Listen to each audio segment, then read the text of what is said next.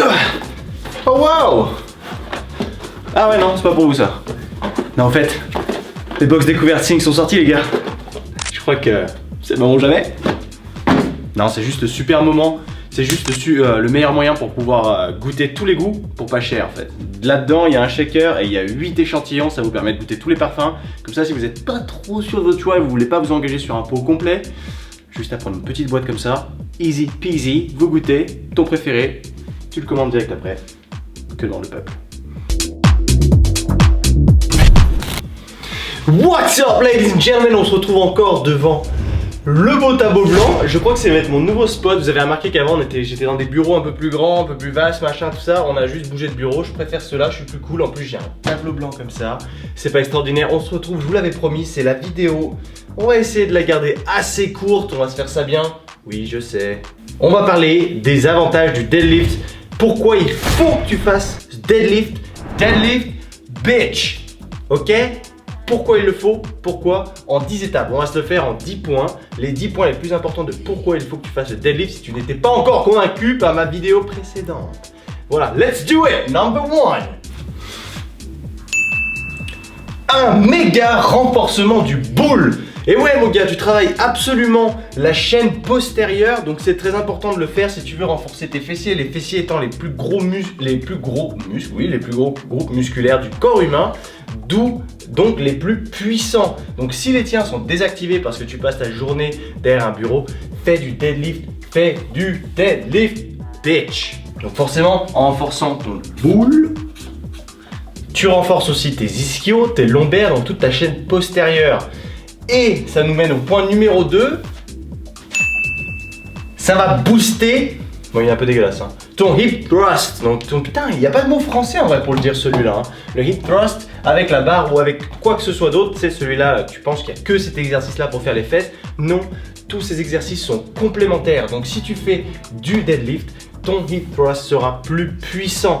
Aussi, une fois qu'on a notre chaîne postérieure renforcée, parce que tout le monde a une chaîne, enfin tout le monde, une personne lambda qui ne s'entraîne pas, a une chaîne postérieure où il y a de fortes chances que sa chaîne postérieure soit faible.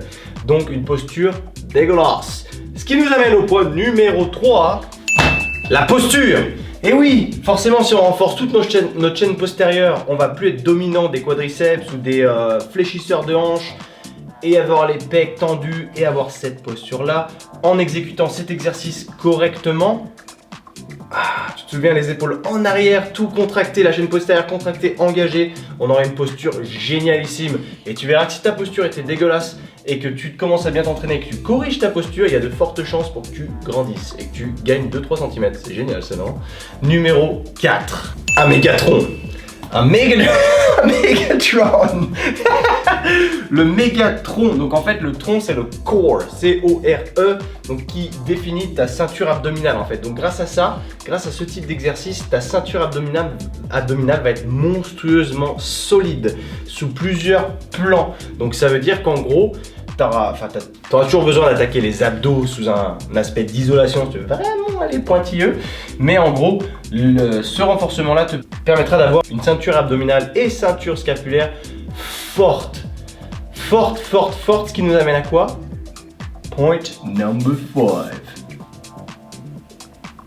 On ne se blesse plus. Ça c'est cool. On devient des super-hommes.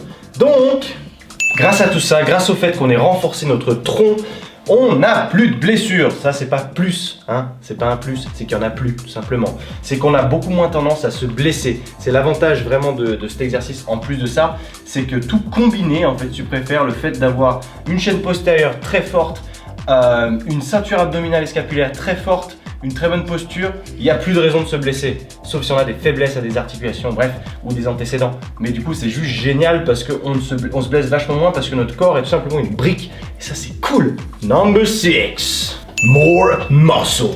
Plus de muscles. Non, ça veut pas dire que ça fait plus de muscles. En soi, peut-être pas loin. Mais, putain, il est encore dégueulasse celui-là. More muscle, qu'est-ce que je veux dire par là? C'est qu'en fait, en travaillant cet exercice, tout simplement, tu travailles tout ton corps en même temps. Et c'est ça que j'adore, le polyarticulaire, je trouve que c'est très très bénéfique. Et il n'y a pas que moi qui le pense. Mais par rapport à l'isolation, on va isoler juste un petit muscle par rapport à un autre, on a beaucoup plus de chances de créer des déséquilibres. Là, on travaille tout le corps en même temps. Donc on en fait une unité solide qui va travailler en... comment on appelle ça? en synergie. Ces muscles vont travailler en synergie les uns avec les autres. Et ça, c'est vraiment super, super cool. More muscle, donc on travaille plus de muscles. À côté de ça, travailler plus de muscles, qu'est-ce que ça va engendrer? Une réponse anabolique vachement plus importante. Et oui, on dit toujours, quand tu veux prendre des bras, fais les jambes. Oui, parce que ça a son sens. De travailler les plus gros groupes musculaires, ça déclenche une réponse anabolique qui se répand dans tout le corps. Donc si tu veux absolument des gros bras et tu fais que des bras, les bras c'est des tout petits muscles, mec. Si tu fais les cuisses, à contrario, la réponse anabolique va se répandre. Donc c'est ça qui est intéressant, quand tu fais tout le corps comme ça, la réponse anabolique est énormissime. Donc les gains sont donc plus intéressants. Donc si tu fais pas encore cet exo, tu vois de quoi je parle? Number 8. Booste le cardio. Ouais mon gars, je sais.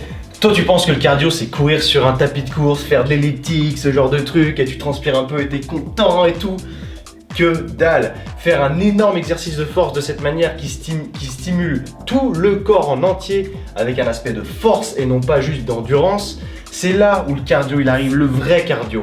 Tu verras que si tu tapes une série complète d'un deadlift à une charge conséquente pour toi, tu vas être mort. Tu vas...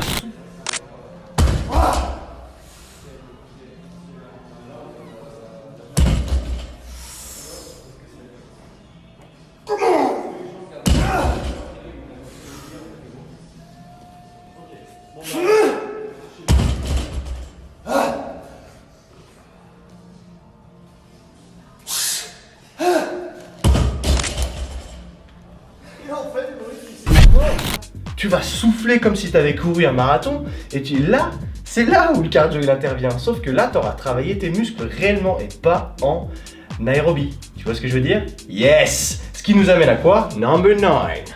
Une perte de gras plus. Forcément, on est là, on travaille tout le corps, donc la réponse anabolique est plus importante. Tu sais ce que c'est? L'anabolisme, c'est l'inverse du catabolisme. Si tu construis plus de muscles, forcément, tu vas perdre plus de graisse. Et ouais mon gars, ce qui est bien c'est que tu tapes dans ton système cardiovasculaire, tu tapes dans ton système nerveux, tu stimules tout. En fait c'est vraiment juste le grand Graal, parce que grâce à ça, tu vas faire du cardio, mais sans avoir le risque de perdre du muscle, parce que tu exerces un exercice de force qui demande à ton corps d'avoir du muscle. Donc si tu veux perdre du gras, dans mon opinion, il n'y a pas mieux que ça.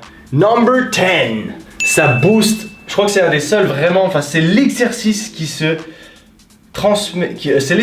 transfère le mieux à la vie de tous les jours. Je veux bien que tu vois, on puisse avoir l'utilité de tirer ou de pousser des trucs. Certes, c'est mieux pour le sport en général, mais pour une personne lambda qui ne fait pas spécialement de sport à côté de la salle ou autre, là, qu'est-ce qu'il y a de plus important dans la vie que de porter des trucs? Enfin, qu'est-ce qui demande le plus d'efforts physiques? Je veux pas savoir ce qui se passe dans ta chambre, que de porter des trucs. Quand tous les jours tu vas faire les courses ou autre, je pense pas que tu ailles faire les courses tous les jours, mais quand tu dois porter les courses jusqu'au 4e étage en ascenseur, ça te parle ou pas ça? Ça bosse ton grip du coup de ouf pour tenir ces courses. Donc ça veut dire que tu peux te permettre de faire un seul voyage sans devoir redescendre à la bagnole 15 fois. Donc là c'est hyper transférable et pertinent dans la vraie vie de par cet exercice là. Tu vois, c'est l'exemple le plus bête mais qui revient à la tête de tout le monde parce que c'est absolument tout le monde qui va faire ses courses. On paye pas tous une bonne pour aller faire nos courses pour nous, ouais. On va tous faire nos courses et je vous incite de le faire d'ailleurs. Évitez de commander sur internet vos courses parce qu'au final ça va vous faire cramer moins de calories de rester dans votre canapé et d'attendre que le mec, lui, fasse de l'exercice et vous amène vos courses. Et allez, on s'en fait un petit 11e, un petit bonus. Je le note pas là. Bonus extra que j'ai appris moi il y a pas longtemps d'ailleurs en faisant mes recherches sur internet. Renforcement des os. Ouais, là je pense pas que tu t'y attendais, mais c'est génialissime parce que le fait de renforcer notre corps en tant qu'unité de cette manière, on renforce aussi, il y a une étude qui est sortie là-dessus bien sûr. Je vais voir si je la retrouve, si je l'ai retrouvée, je la mettrai dans la description. Mais renforcement des os, du coup, baisse de la fragilité osseuse en gros, donc augmentation de la résistance osseuse. Donc c'est juste extraordinaire parce que de ce fait, tu as encore moins de blessés, tu as encore moins de risque de blessures. Tout ça, ça va ensemble. Donc là, je crois qu'on est pas trop mal. CQFD. J'espère que cette vidéo vous aura appris quelque chose d'utile. Si vous ne faites pas encore de deadlift, putain, faites-moi plaisir, implantez ce deadlift dans votre vie. Il est primordial, il est trop important. En plus de ça, il y a plein de variations possibles à faire. Donc il y en a forcément une qui est adaptée à toi.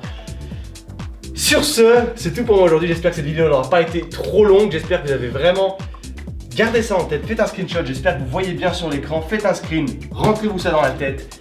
Bougez-vous. Enfin, je sais pas en tout cas pour vous, mais moi ça m'a motivé. Je crois que je vais aller faire du deadlift là vite fait. Comme d'habitude, si vous avez la moindre question, on la laisse juste en bas aux commentaires. Peace out. Peace out.